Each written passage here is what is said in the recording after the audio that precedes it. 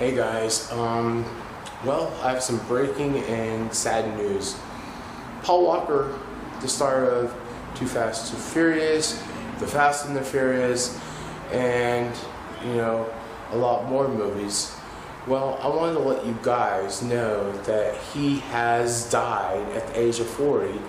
Paul was driving and he lost control somehow and slammed into a tree where the car burst into a bunch of flames. And so I'm just letting you guys know that yes, he is such an awesome actor.